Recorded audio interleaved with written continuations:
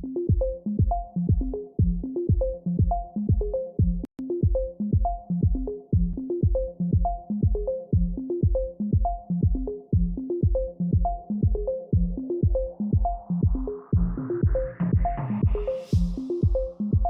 eyes disguise our high,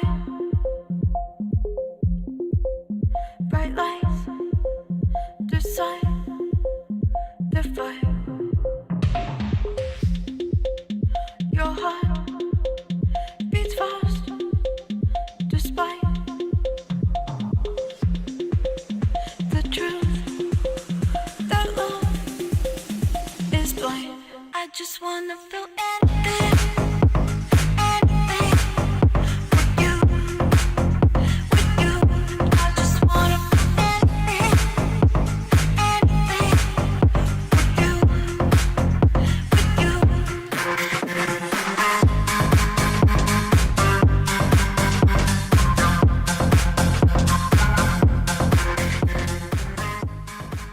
Welcome to the Clean and Filthy podcast with your host, Matthew M. Hello and welcome back to the Clean and Filthy podcast, where we are clean and serene with a filthy mind in between. I am your host, Matthew M., and I am an addict in recovery. First off, welcome back. This is officially episode 3. Super excited to be here. Super grateful that everybody's here with us today. And also, before we get into anything else, I have to give a huge shout out to everybody for all of the love I've been getting. Downloads have been popping off. We are officially, as a podcast, have been downloaded in 3 different countries. 3 different continents. That's right. We're getting there, and it wouldn't be possible without everybody here helping, supporting, helping us grow, sharing this podcast with people. And, it's really a beautiful thing to see. So I have to say thank you to everybody and welcome. Shout out to everybody who's on the live stream right now on youtube.com. We live stream every single week at 5 p.m. Arizona time on YouTube every Tuesday. So if you want to watch us live, come through, check that out. And if you don't want to watch us live and you just want to listen to us wherever you consume your podcasts, thank you very much for that. My downloads have been going up a lot, and I really appreciate it. That's how we're going to grow. So please make sure to download this podcast. Even if you do watch it live, it's a simple ask. Just head over to the website, www.cleanandfilthy.com, and you can like and subscribe or follow wherever you get your podcast information. We are on Apple Podcasts, Spotify. We are on Google Podcasts, pretty much everywhere. Still waiting on Pandora. They're slow. I don't really know why, but they're slow. But again, huge thank you to everybody for all the support, all the positive comments I've been getting, all of the notes of ways we can improve. I love each and every one of you. So before we go any further, I have to give a huge shout out to our episode sponsors for this week. First off, we have Etc. by Emily.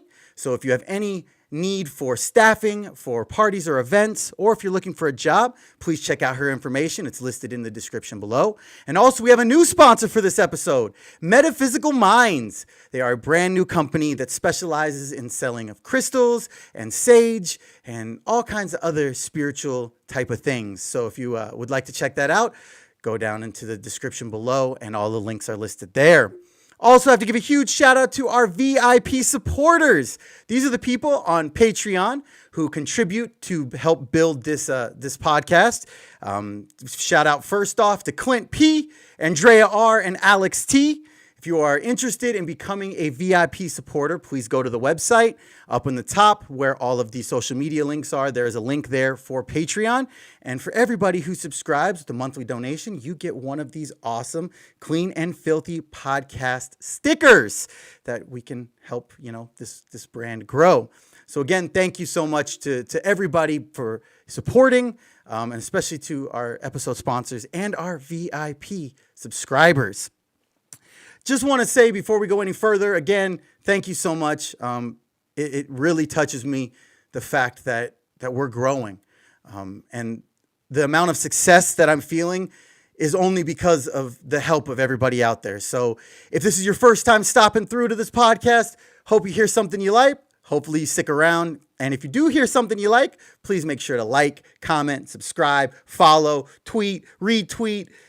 Just try to get us out there. Like I said, we're growing very organically from one guy with an idea to getting some help from people to developing something that, we're really trying to change lives with. So again, thank you all very much. And also stay tuned because we got some big things coming in the next week. We got a new mic coming. We got a new mic arm. The production value is going up a little bit. So, trying to put out the best product we can. And that's only because you guys are out there supporting me. So thank you very much. So, you know what time it is? Let's get into first segment. Let's head to the lab for some R&D. Recovery and development. That's right. We are heading to the lab for some R&D, recovery and development. This is the segment, each episode, where we discuss one of the 12 steps, principles, concepts, traditions, kind of go through all of the things on a day-to-day basis that as addicts, we need to try to implement into our lives. So this is the part where we can really kind of look at the things that we have to do on a daily basis to really grow and really change. But don't worry, if you are not an addict and you are just like, why are we, wanting to do this stuff? That's okay. You're exactly where you want to be or where you need to be because there's something within recovery for everybody, honestly. And that's the amazing thing about recovery is that it's not just about drug use. It's not just about, the things that we do as addicts. It's about how to become a better person, and that can apply to everybody. I apologize. I have to take a quick step back because before we get into this, I want to make sure that we again do this every episode and explain what we are not. Again, my name is Matthew M. I am an addict in recovery. To make sure I stay in line with the traditions, I will not be mentioning any specific fellowships. I will not be mentioning my home group. I will not be mentioning, anything from that perspective because that's not what this is. This is not a 12-step meeting. This is not a 12-step fellowship meeting. This is an opportunity for myself as an addict to give my experience, strength, and hope, and a little bit of my opinion about what has worked for me. And so if you're out there and you're struggling and you want information, this is not the podcast for that, but I will be more than happy to do that. So reach out to me directly. Contact me directly at Matthew@CleanAndFilthyPodcast.com. And I'll be more than happy to get you to a meeting or to send you information about, recovery residences, sober livings, things like that, treatment centers. More than happy to help. But this is not an endorsement of any specific fellowship. This is not a telling you that this fellowship works and this one doesn't. We're not doing that type of thing here. All we're trying to do is create a community for people who might have questions about recovery or addiction, or maybe feel that they need help as a good starting point, a nice launch pad, if you will, for people out there to really understand a little bit more of what we go through as addicts. So again, I'm not endorsing any 12-step fellowship. I'm not going to be mentioning any 12-step fellowship by name. So just bear in mind, that is not what we are. We are a podcast sharing experience, strength, and hope, and a little bit of opinion regarding recovery and what has worked for me personally. So sorry, I'm a little discombobulated today. I apologize. But now let's head to the lab for some R&D. So let's grab our lab coats and our safety goggles because we're getting into step 3 today. And like I said, this is where we go through different steps or traditions or concept or spiritual principles and really kind of go a little deeper than simply just what the words are and talk about how they affect my life and the lives of addicts everywhere. So third step, it says we made a decision to turn our will and our lives over to the care of God as we understood him. Now, I mentioned it last week and when we went over step 2, but step 2 and step 3 were very difficult for me. This whole concept of God was such a difficult thing. The spiritual aspects were so missing in my life when I made it to the rooms. I mean, spirituality was not a thing in my life. So as I discussed last week, having a concept of a higher power was a difficult thing. It was a very difficult thing. But even once I was able to work through that And, if you have questions about higher power, check out last week's episode. Shameless plug there, trying to get those numbers up. But even when I came to that conclusion that, okay, I have something in my life as a higher power that works, the concept of turning my will and my life over, that just wasn't a thing. That just wasn't a thing at all. That was such a foreign concept to me, because that in turn forces me to admit that I'm not in control. And I never really realized how prevalent the character defect of control really was in my life until I got into the rooms, until I worked a true third step, and then especially when I worked a sixth step. Because I never looked at myself as like a control freak type of person.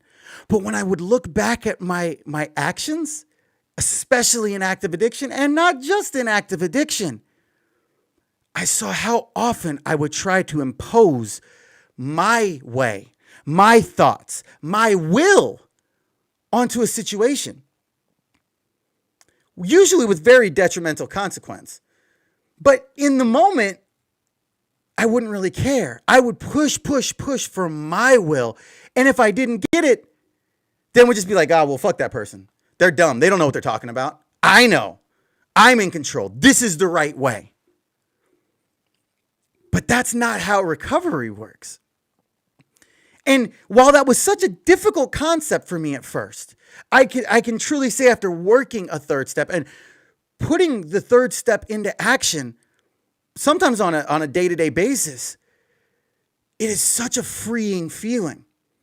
And we'll get a little bit more to the freedom of what the third step really brings. But one of my biggest issues with the third step was when I read it on the wall. And I stopped reading. I stopped reading when I saw that capital G and the word God. I didn't read the rest of it. Typical addict trying to manipulate reality. I only looked at what I saw. I only looked at that part of it. I didn't think about what could actually be if I read the full rest of that statement. I just didn't do it. And so as soon as I saw God, I shut down. I just completely shut down. I was like, nope, not for me. But when you read those last words of it, as we understood him, and again, that whole him, capital H, still scares me, still don't like it. But the whole point of the third step is it allows us to build off of that second step of whatever we find our higher power to be. And as we discussed last week, all that matters for our higher power is that it's loving, caring, it's greater than ourselves. And as I add, helps keep me clean. It's not some religious, Judeo-Christian, Muslim, whatever type of God. It doesn't have to be. If it is, and that works for you, cool. Congratulations, but it doesn't have to be. And that is such a freedom. And the third step really builds off of that. It builds off of that concept that we get to build and develop a spiritual connection with something, whatever that something is. But the idea of turning my will over to something, it was so scary for me. And I will go into that. Like I said, I didn't feel like I was a super control freak, but I always believed that if I wanted to do something, I had control over that. I could, with the right life circumstances, with the right, things in life, I could make something work. But the third step forces me to admit that I'm not in control. And it's so weird because when I look at what did being in control lead me to? It led me to the rooms of recovery. It led me to being arrested 7 times in 2 years with 5 felonies. It led me to being so spiritually devoid that I wasn't living. But no matter how bad things were, I still felt like I had control. Again, never realized how prevalent that character defect was until I actually did some work by doing some step work, by looking at some character defects. But it's weird because this entire step requires so much additional surrender. You know, that surrender that we initially have on the first step, we then have to build on in the third step. We have to build on that element of surrender. And just the biggest way for me to relinquish control is to surrender that there might be something more. And again, you don't have to be religious to do this. All that is required within this step is willingness. Willingness to try, willingness to believe that there could be something else out there. And when we do that, we achieve this level of freedom. That's why I say that the third step was my favorite step for my recovery and why it was so important and so freeing. Because by working a third step, I was able to realize I wasn't in control of every little thing. But even better, I didn't have to be in control of every little thing. So let me say that again. I realized that I wasn't in control of everything, but I also didn't have to be in control of every little thing. And not worrying about every single little detail and every single aspect of my life.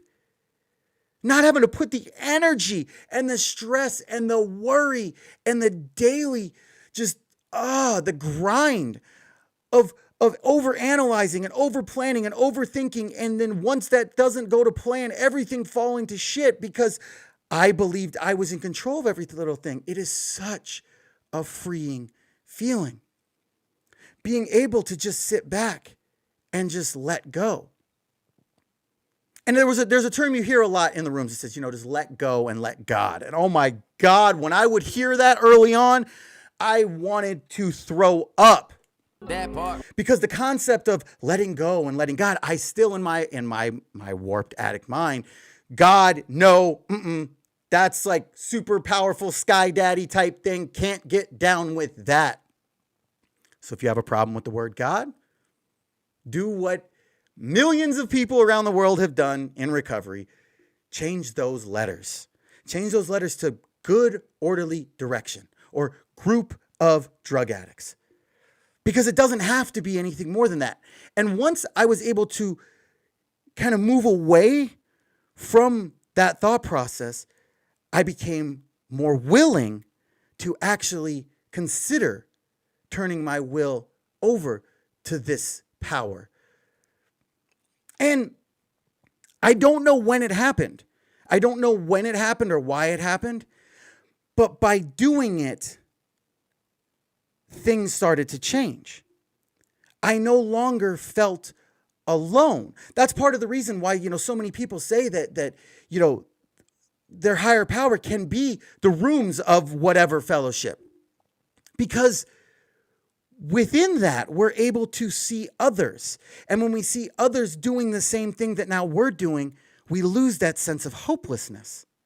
And when we lose that sense of hopelessness, then we become a little bit more willing to try something that has worked for so many others. And when I did that, and I started to make a conscious effort to try and give up control, that freedom just started pouring in. And I will admit, honestly, that freedom almost poured in too much. Because then I started saying, okay, well, if I have this higher power who's watching out for me, then just let go and let God. And then I went from the one side of saying, I could never use that sentence, that is the most ridiculous thing ever, to going the completely opposite side of the spectrum. Like, all right, well, I don't have to worry about anything. Higher power's got me. We're good. I don't have to worry about anything. I don't have to worry about getting a job. Higher power's got me. I don't have to worry about money. Higher power's got me. And that, for an addict like me, can be a very slippery slope. Because then I can start living in laziness and complacency and not wanting to do any work. I could truly say that with over a year clean, I would be sitting there with $20 in my bank account and just saying, it's okay. My higher power's got me. And that speaks to another character defect that was difficult for me to work through, and I still struggle with at times. Because as an addict, as a daily using drug addict for many, many, many years, 3 of which, my last 3 years of active addiction, I never had a job. But I always found ways and means to get more. And I almost wore that as like a badge of honor in a way of like, well, I have no money. I'm not going to get a job, but I'm going to find a way to make sure I'm loaded. I'm going to find a way to make sure I get something. And then that kind of translated in my recovery. Again, of almost like, well, I know I can do it. I know my higher power will provide for me without doing anything and out taking any action. And that's the thing, is that the third step is an action step. The first 2 steps, that's stuff that we're processing internally. That's stuff that we're figuring out inside of us. But the third step requires action. Because if we don't act, then we will do exactly what I just described. We'll sit there. We'll sit there and say, it's okay. Everything's going to work out. I don't have to put any effort into it. I can just chill. I can just chill, and whatever's going to be is whatever's going to be. But that's not the case. Because when we turn our will and our lives over to a higher power, that is a tool for us. That is a tool that allows us to take, the action. That's why the word decision inside the third step is so important, because we are making the decision. Nobody's making that decision for us. It says in our literature that for the first time for many of us, since we took that first drug, we are making a decision for ourselves. Nobody else is doing it for us.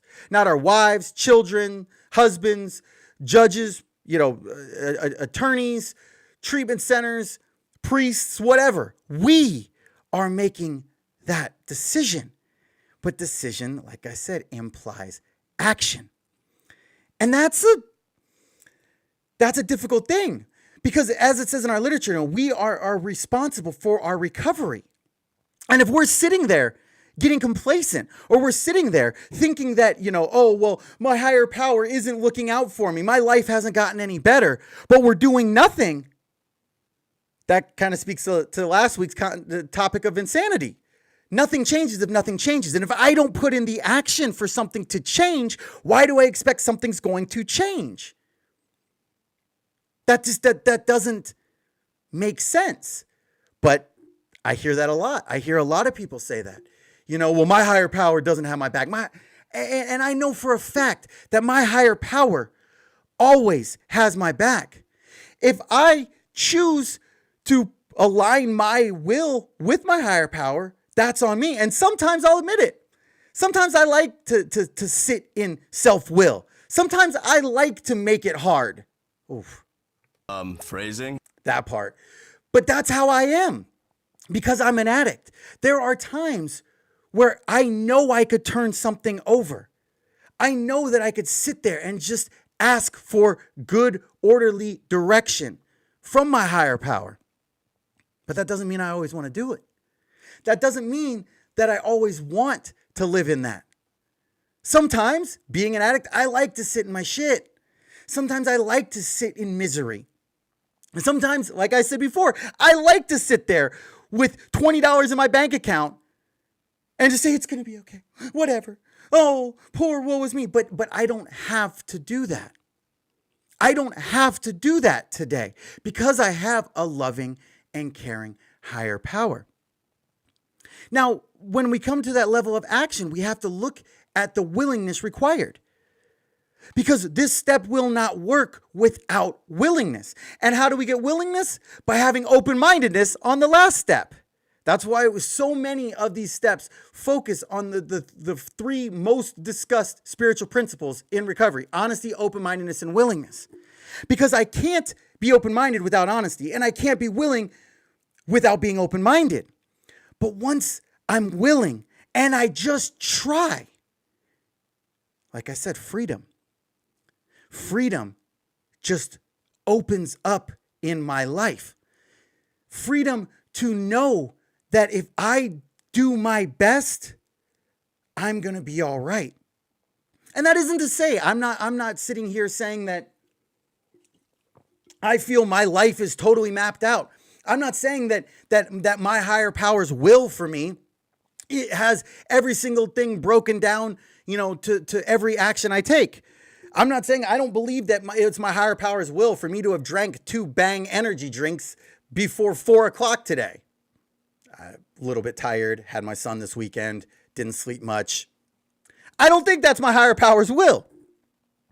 But I do believe that my higher power is always there for me, is always watching out for me. And if I'm doing my best to be as good of a person as I can be, to help as many people as I can be, I'm living within my higher power's will.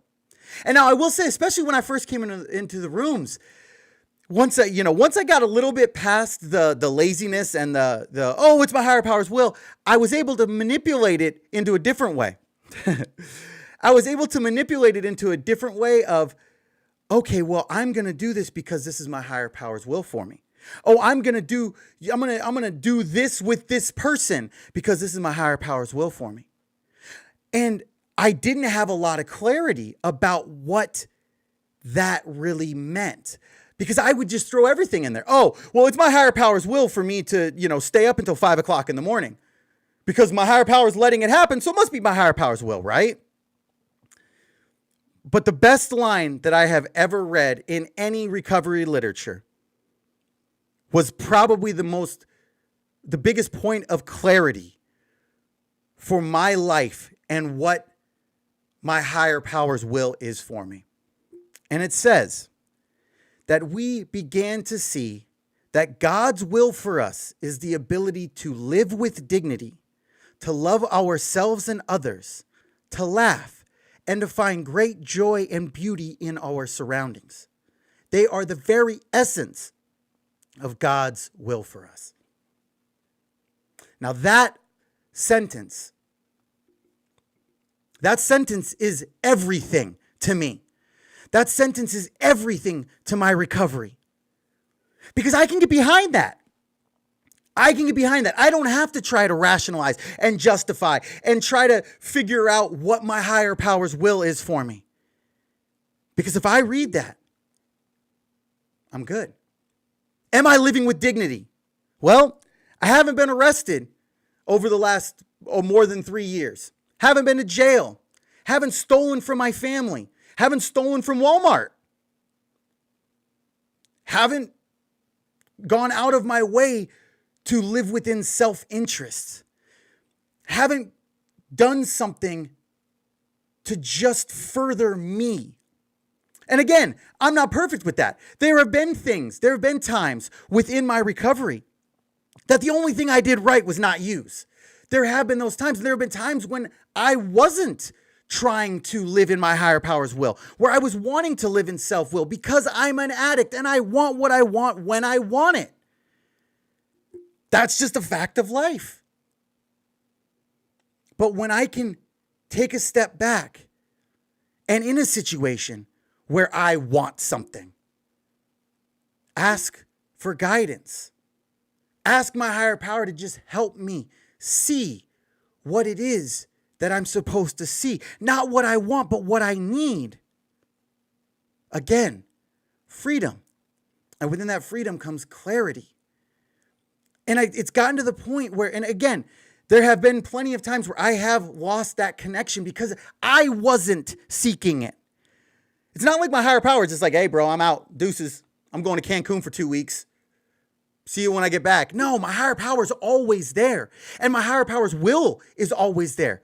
But again, it's on me to take that action to align my will with my higher power's will. So I cannot tell you how many times I have come back to this I have this line in my reading underlined, highlighted, starred, circled, because whenever I start to question my higher power's will, I go right back to this. And realize that it is always right there. But it's required for me to take that action to do it.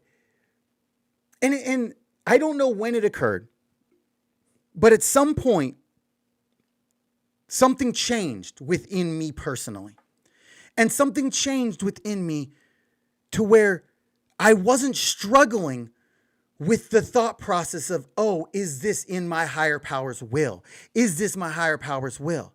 Is this self-will?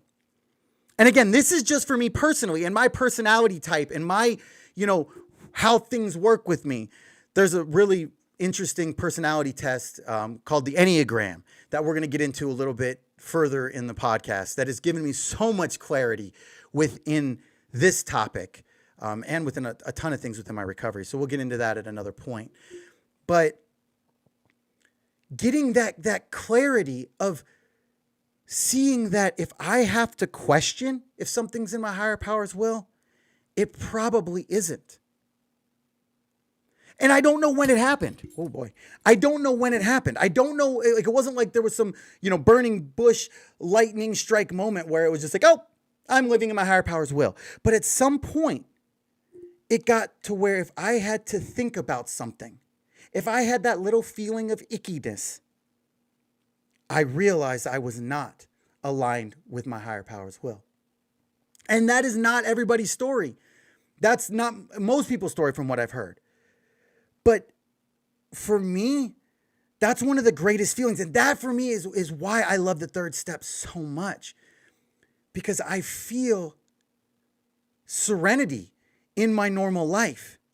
I feel peace with the normal things I do on a day-to-day basis. Because I feel that my will is aligned with my higher power's will. I feel that I'm walking on a path that my higher power wants me to.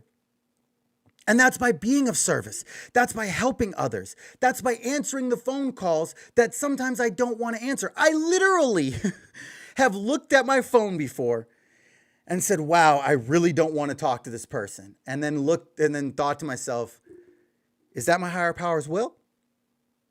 Because that sounds like self-will right there. That sounds like self-will of wanting to not connect, of wanting to not help somebody and just wanting to be selfish. And inherently, if I am living in my higher power's will, being selfish is so much more difficult. Getting out of myself, getting out of self-centeredness immediately allows me to align my will with my higher power's will. Because if we're self-centered, then we're not God-centered. Period. So if I'm being self-centered, then I'm not living based on spiritual principles. And that's not to say that there aren't times that I might need to be a little self-centered for the sake of my own mental well-being, especially during quarantine.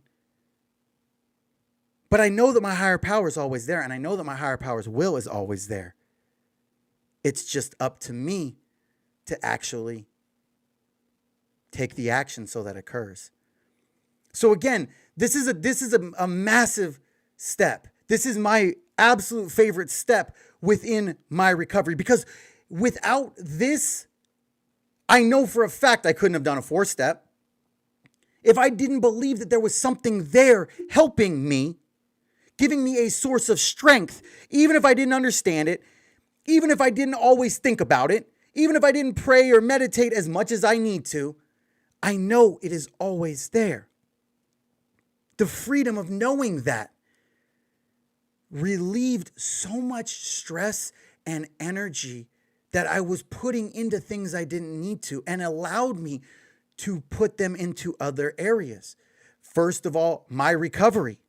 Second of all, being a father or helping other addicts, being able to start a podcast. I can tell you for a fact without any shadow of a doubt, if I did not have a loving and caring higher power, and I did not believe that I was living in my higher power's will, I would not be sitting here doing this podcast right now. Because the amount of fear, the amount of worry, the amount of control I would have tried to exert on every single element of this process, there's no way I would be live right now. I'd still be trying to figure out how to make a damn website. Because by asking for help, I'm opening myself up for help, which allows me to open myself up for a loving and caring higher power. That's what we do. We ask for help. And again, the only way that we can do that is by being honest, open-minded, and willing. So I personally love the third step. Wow, sorry, there's an Amazon truck going by right now. But I personally just love the third step. It was the one of the most influential parts in my recovery, continues to be, even though sometimes I have tried to impose my self-will, and then get mad when I'm able to. It talks about that in the literature. Like, how funny is it that we might even be able to take our self-will back and then get angry when, that we were able to? But again, my higher power's will is not a set out plan of this is what you're going to do. It is a template for which I try to live my life by. It's a way to feel good about what I'm doing. Because inherently, whatever is in my higher power's will is going to be a positive in the world, in my life, in recovery, in helping others. That's just what I believe. I don't believe that anything that would be in my higher power's will is going to be selfish. It's going to be self-centered. It's going to be self-seeking. It's always going to be to try and make the world a better place. So even when I don't directly ask, like, oh, is this in my higher power's will? Subconsciously, I'm thinking, am I doing something to help the world? Am I doing something to make the world a better place? Am I doing something that I'm passionate about? Am I living with dignity? Am I laughing? I laugh a lot. So if I'm laughing, inherently, I'm living in my higher power's will. Am I finding joy and beauty in my surroundings? Yeah, I am. Every single day. I find beauty in the fact that I'm able to help. And that is such a freeing feeling. So if you haven't worked the third step, if you're struggling with what is your higher power's will, I ask that you just read that again.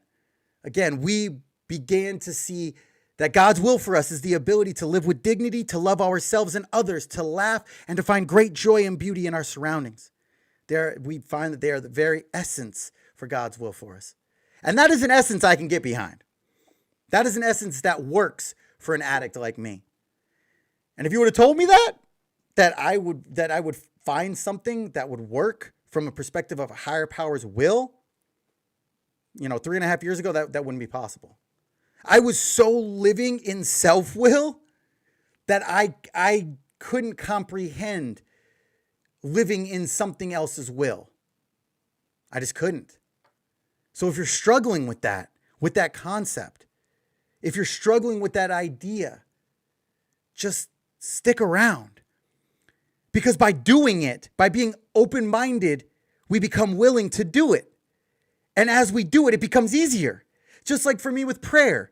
When I started doing it, it became easier to do. When I started actually attempting to turn my will over, I was able to do it. But it's easy. It's very easy to make, or maybe not very easy, but it's a lot easier to make that decision than it is to implement it in life on a day-to-day basis. That's definitely been a struggle at times. But I know that if I make that effort to truly work a third step whenever I can, I know things will get easier. So that's what we got for the third step. Next week, we're going into the fourth step. I know everybody says it's the most terrifying thing, but I'm telling you right now, stick around. Fourth step is a beautiful thing, a beautiful process, and we'll see you on that one next week. So now it's time to get to my favorite moment of the week. And it's funny, I was talking with another addict about this, how some weeks just there aren't a lot of positive things. And we were joking about the fact that, I should change the segment to my least favorite moment of the week. But good God, with how much is already negative in the world, do I really want to be adding to that? That is not the point of this podcast. This podcast is for positivity, for hope, for joy. Again, higher powers will live in joy, not living in negativity. So there were some things that ended up popping up, yesterday that I almost added here. So first off, one of the things we're going to talk about was the fact that J.J. Watt, officially signed with the Cardinals. Fire, and I love the way he did it. He posted it on Instagram, and then he just put a source, me, with him wearing a Cardinals shirt. That was fire. Also, really loved the moment where, Tiger Woods is in surgery and a bunch of different golfers. It was a Sunday, and they all wore the same clothes that Tiger always would wear on Sundays, red shirt, black pants. I thought that was a really cool look. And then the other thing I wanted to talk about, but I'm not going to talk about it now because I'm hoping that after the Academy Awards, we'll be able to talk about it. But the fact that Chadwick Boseman won the Golden Globe for Ma Rainey's Black Bottom, really good movie if you haven't seen it. Very, not normal type of movie. It was from a play, and it is filmed very much as though it's a play. So keep that in mind, but amazing performance. But what we are going to talk about today was a little back and forth between Zlatan Ibrahimovic and LeBron James. And my favorite moment of the week was LeBron James's response to it. I know we got a bunch of stuff from sports today, but I'm trying to tie it in so it's not just sports related, because this goes a lot deeper than just sports. So Zlatan Ibrahimovic, Swedish soccer player, always liked the guy. Only bad thing I had to say about him was he had a horrible man bun. Sorry, hashtag hate man buns. If you got one, no shade on you. I just personally hate him. Great soccer player, whatever, right? Shout out to him for helping build the MLS up for a couple seasons. Still playing still playing soccer at 39 years old and still productively a member, of AC Milan, I believe. Sorry, I've been out of soccer for a while. But he came out and said that LeBron James, or that first off, he prefaced it by saying that, people who aren't politicians shouldn't talk about politics. That he is the best at kicking a ball, so he should focus on kicking a ball. And I would have been okay if he had just said that. But the fact that he then said, LeBron James is great at what he does, but he should stick to what he does. And we're going to get to the different levels of this because there's a lot of things that I felt and brought up and, within that. But LeBron's response was that I will never shut up about something I feel is wrong. And that is exactly what I feel we need people to do. It's a weird thing, and I don't really understand why it is that, Zlatan would say, okay, well, hey, you're good at this, so just stay in that. Stay in your lane, bro. But we don't really have lanes anymore. It's not, the world has changed and evolved, and everything has changed so much that it's not like we can just classify somebody as like, oh, hey, you're a this. This is a what you do, nothing else. That's not the world we live in. And I'm so grateful that that's not the world we live in. To simply say, stay in your lane, you're good at basketball, just do that. Anything else doesn't look good on you. I am so vehemently against that. Because LeBron inherently is doing what he believes he can to make the world a better place. And that, I believe, is one of the greatest things we can do as human beings. And I'm not saying I agree with all of LeBron's efforts and everything that he is doing to try and move the needle on social justice issues or anything. I'm not here to argue that element of it. What I'm here to discuss is the fact that being able to use your position to better the world is inherently what I believe is my higher power's will. Being able to help make the world a better place. Why would somebody directly tell them to not do that? I don't understand that. And I loved how LeBron simply said, I'm not going to stop that. He understands that he has a platform because he's one of the best basketball players in the history of basketball. But he's more than that. And I believe, as with a lot of major athletes who have been huge driving forces within society, that is one of the greatest things that they could do. You know, Muhammad Ali's quite possibly the best boxer of all time, but he also was a major component of moving humanity. I mean, Jim Brown, Megan Rapinoe. Sorry, Megan. Doubt you'll ever see this, but sorry. These are the type of people that are doing something to change the world. And even if I don't, and I'm not saying I agree or disagree with what any of those people's effort was, inherently, they're using their platform to stand by what they believe. So why would that want to be muted? Why would somebody want to shut that down? That just doesn't make sense to me. You know, we don't live in a world where it's just stay in your lane, bro. Just this is you. We don't live in that world anymore. You know, people's experience is what shapes how we see society. You know, it's not like just, oh, hey, you're in a basketball player lane. So everything that occurs to you in life is just in that lane. Oh, and you're in a dishwasher lane. So everything that occurs to you is just in that lane. That's not how we as human beings work. That's not how society works. We process society, we process life through our different lenses, through our realities. And the beautiful thing within, you know, being on a planet with 8 billion people is there are always going to be other people that have processed through that same lens, regardless of what their profession is, regardless of what their education is, because that's what we do. Sometimes we don't do that very well. Sometimes we don't focus on the similarities and we divide. And, you know, Zlatan tried to say afterwards, oh, well, politics divide, sports unify. Kind of tried to walk back his statement a little bit. But what I would ask him is then at what point does that mean that like all sports, any sports celebrity or any athlete, just focus on that? So any movie star, God forbid that you have any kind of cause or desire to push humanity forward, just read your lines. What about musicians?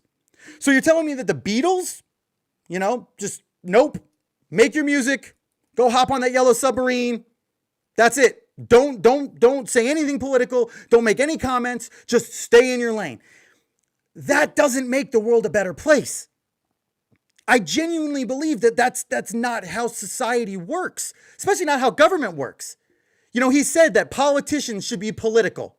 Well, if we're waiting on just politicians to bring up issues, to make changes to better society, we're going to be waiting a very long time. Because anybody who knows the American political system and knows the slow grind of politics knows that that's not logical. One of the best ways that we have as a society to explain to our lawmakers and the people in government what it is that we want is by having a representative or a person that people listen to. Because if I go up to my, you know, senator or governor and say, hey, bro, they ain't gonna listen. But if somebody with a large social platform does, you have a much better likelihood of somebody listening. And inherently, things can change. Now, obviously, that can also be a negative. There are people that could use that platform to push a negative agenda. And I'm not trying to get into the semantics of that. What I'm trying to just discuss is that as a spokesperson for his own reality, that just so happens to be the same story for a lot of other people, I love what LeBron did. And I love that LeBron went right back and said, nah, bro, I'm never going to stop that. Because he's using his platform to make the world a better place, whether it's by opening schools, whether it's by starting dialogue with former presidents, whatever it is, he's helping to continue making the world a better place. And that's what I'm trying to do here. And again, please realize I'm not trying to say that my podcast with the growing viewer numbers and all of those things is going to change the world in any way just for today in this moment. But I believe that I'm doing something to make the world a better place, which really I feel is the entire point of being a human being. Sure, it'll be great to one day drive a Lamborghini, but that's not my point on Earth. Sure, it'd be great to have a private island and to fly around on a PJ in my PJs. But that's not my purpose. I believe my purpose is to try and make the world a better place.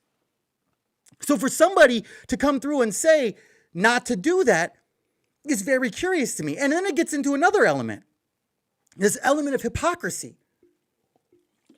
Because if you go a little deeper, and LeBron mentioned this, in 2018, Zlatan was being interviewed and said that he believes there's undercover racism because he doesn't have a standard Swedish last name. So he's perfectly fine talking about it when it's something that involves him. But God forbid that somebody else mentions it. I don't understand that. Keep that same energy, bro. To me, that truly feels hypocritical. So why are you out here using your platform to discuss an issue of racism, but now 3 years later are telling somebody else, don't use your platform, stay in your lane, bro? I don't understand that. And I don't understand what the end game of that is. To what end? That doesn't make sense to me. Why would you tell somebody, stop making the world a better place, even if you don't agree with what they're doing? Even if you don't agree with all of their points or causes, the fact that they're able to use their platform to make the world a more habitable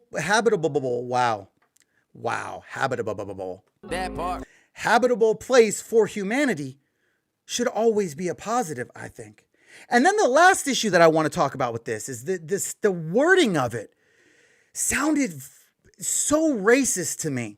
And maybe this isn't, I doubt this was the point of what he was trying to say, but the fact that a wealthy white dude is telling a black dude to stay in your lane, bro, just stay in your lane, that sounded like such a dog whistle to me. It sounded like a few years ago when a news anchor told LeBron to shut up and dribble. Like, don't you dare have a point. Don't you dare have a thought process. Just go out there and do what we let you. That's how it came across to me. And I'm not saying that's what she said, and I'm not saying that's what he meant. But to me personally, that's what it struck me. It struck me very like, it struck me very racist. It struck me very like, ugh. And maybe something was lost in translation or whatever, but inherently it sounded very much like a dog whistle. A very like, oh, well, hey, we're letting you go play basketball. Be happy you can do that. Stick to what you do. Don't you dare try to have a thought. Don't you dare try to do what you believe in. Don't you dare try to drive a cause that you feel passionate about. I don't know. That's just something that really, really struck me in a weird way. So my favorite moment of the week was LeBron standing up and saying, nah, bruh, I'm going to stand for what I believe in, because that is something that I think is inherently, first off, American freedom of speech. I feel like that's what we do, but also just the fact that trying to do something better based on how you see society through your lens and the lens of, millions of others, that's a beautiful thing for me. So that was my favorite moment of the week.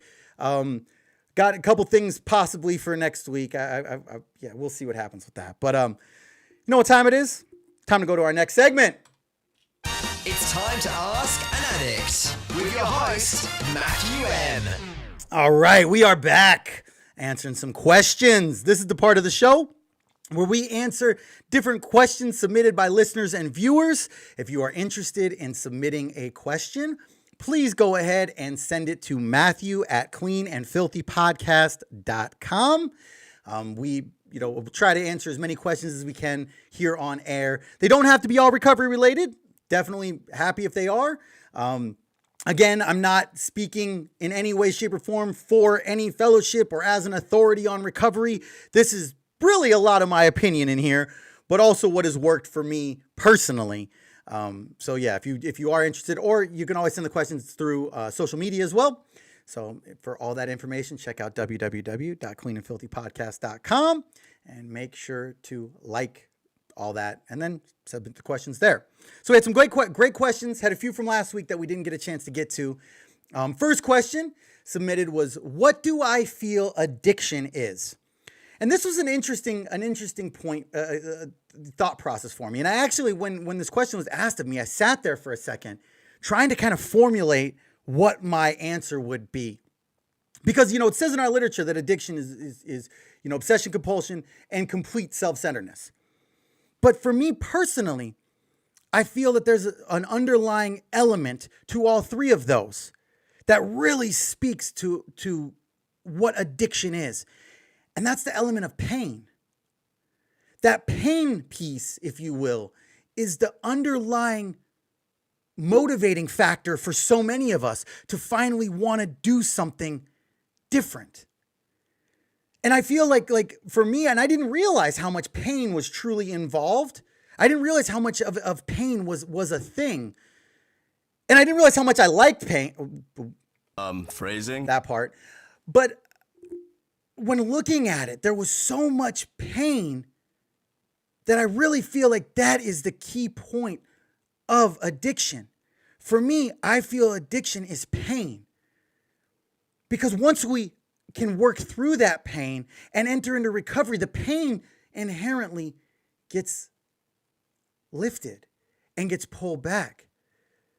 So there was a very interesting conversation we had about it at that time, and I wanted to go a little bit more into it because for me, I really feel like that pain element is the most driving center element of addiction, period. Whatever that addiction is, because pain is often what leads our life to be unmanageable. Pain is what we feel after we're living in a powerless situation.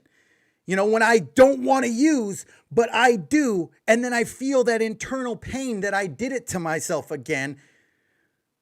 That's that driving element, in my opinion. So for me, pain is definitely the central, factor for what I feel addiction really is. Had another great question. It says, how soon should we integrate the 11th step quiet time into our program? Should we wait until we are actually on that step, or should we start letting that step work us ASAP? Now, this is a huge thing for me because this goes back to the level of spirituality. This goes back to developing that constant contact with our higher power. And for me, that quiet time that we're supposed to do within the 11th step, that prayer, that meditation, that improving our conscious contact with our higher power, that is one of the most vital aspects of recovery for me.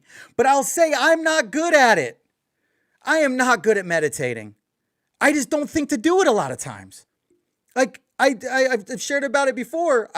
For praying, I set a reminder on my mirror and I set one on my phone. And I have the same thing for meditating. And guess how often I meditate? Usually once a week when I go to a meditation meeting. And that's not good. That's not good because I know I need to formally get my practice of meditation better because I know it will make my life better. And taking that time is beneficial immediately. We talk about a lot that we don't have to have worked a step to start implementing the spiritual principles within it into our lives.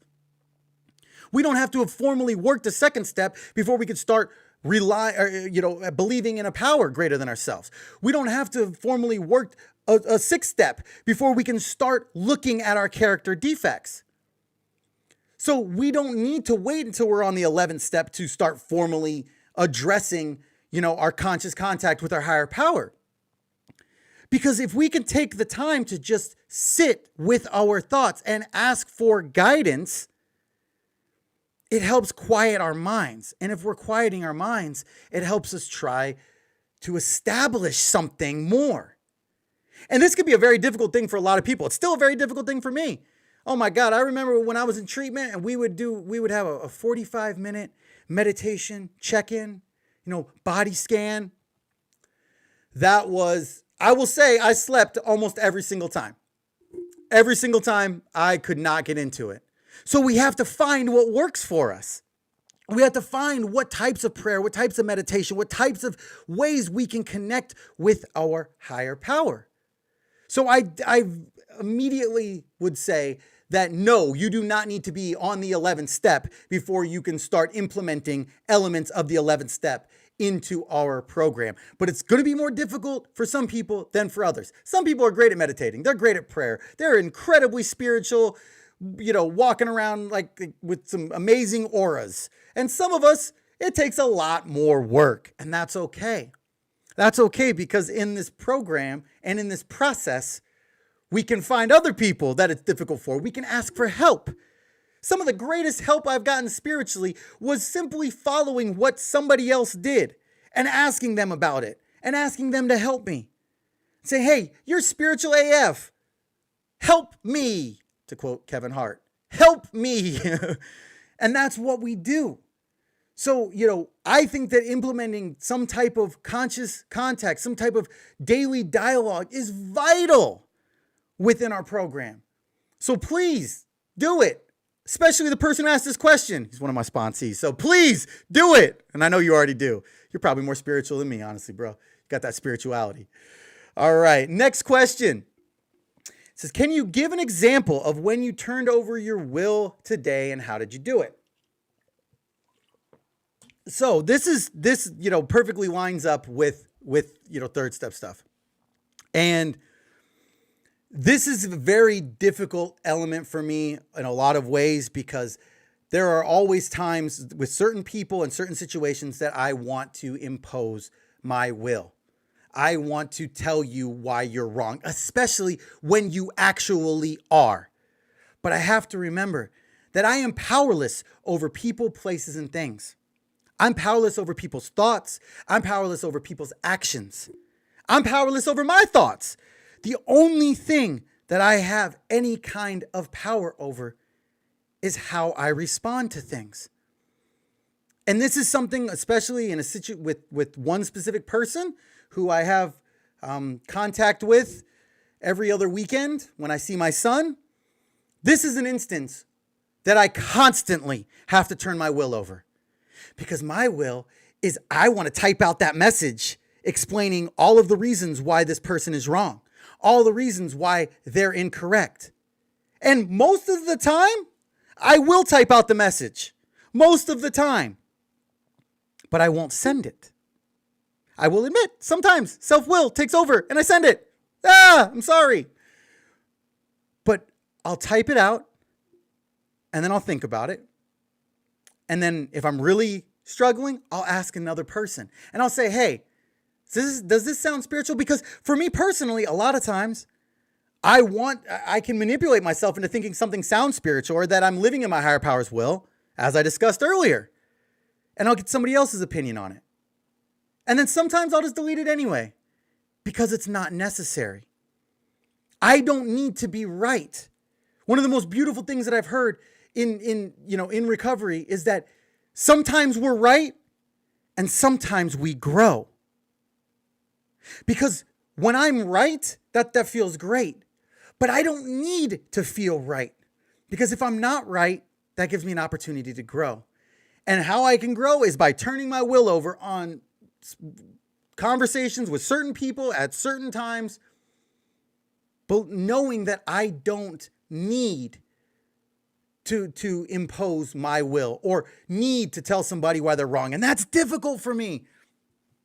That's so difficult for me at times, because I'm a very scientific person.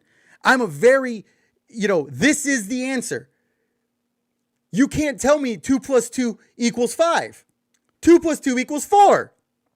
But that's when it comes to something that isn't, when it comes to something that isn't a factual type of thing like that, how somebody perceives something might be different. And by turning my will over and saying, okay, that is your reality. That's your experience. that isn't mine. And that's okay. It sucks at times.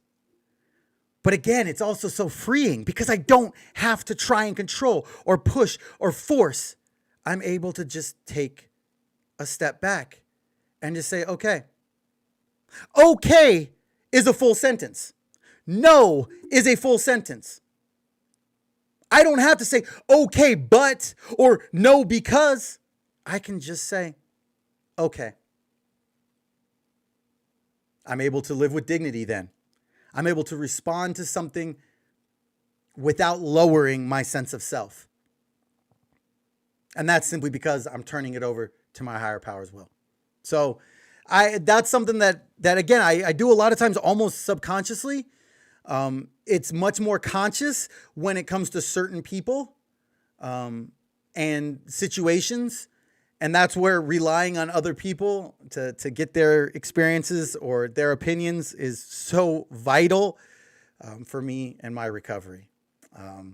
And it's 6:05, so I'm going to save these other two questions for next week because I want to try to keep this around the hour and 10-minute mark. So thank you guys for your questions. Again, if you want to submit more questions, they don't have to be recovery based. They can be on anything. Again, I like answering questions. I don't know why. I just do. It's fun. So ask me questions and I'll answer them. And if it helps somebody else out there, cool. If it doesn't, I still like answering them. So before we close up for the day, we got one more segment. It's time for some clean time shout outs. Now, this is the segment of the show where we give shout outs to people who are celebrating universally recognized milestones within the programs. So that's newcomers, which is 0 to 29 days. That's for 30 days, 60 days, 90 days, 6 months, 9 months, 1 year, 18 months, and multiples of years. Plus, because, once you get up to those higher numbers, you don't get to celebrate as much. We also recognize when you hit big numbers. So if you hit 100 days, 500 days, 1,000 days, 10,000 days, let me know and we will give you a shout out on air. Again, to submit your clean time, please just send your first name, where you're from, and how many days you're celebrating over this last week. And we will go ahead and get you a shout out on air. And of course, send that to Matthew@CleanAndFilthyPodcast.com or on any social media. I check them all. So first up, we've got my boy Brad celebrating 30 days. Well done. Next up, we got my grand sponsee Baltimore with 6 months clean, half a book. And then we got my homegirl Kate with 9 months clean. Shout out, Kate. Well done. Another person that I've watched the entire time through this pandemic. Absolutely love that. Then we're going out to Vegas. We've got Pam with 1 year clean. Boom.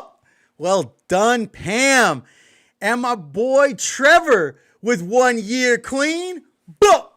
Well done. Now we're going back to Vegas for Dusty with 11 years clean.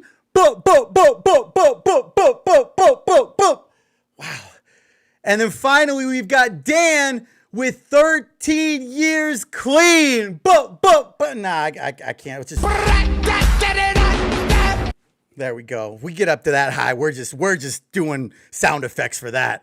I don't have enough bups in the chamber. We're going to have to reload after that. So well done, everybody. Congratulations. If you didn't pick up any time today, don't use, keep coming back, and you will. And make sure you send it over here so we can give you a shout out. Well, guys, it is officially that time.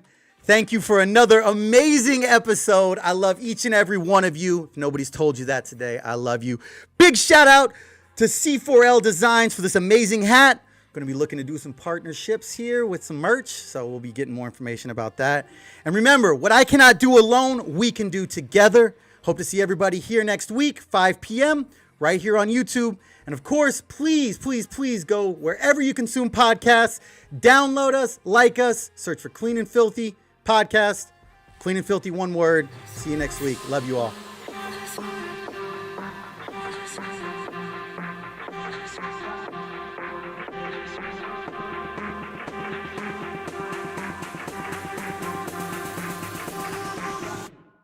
just wanna feel empty.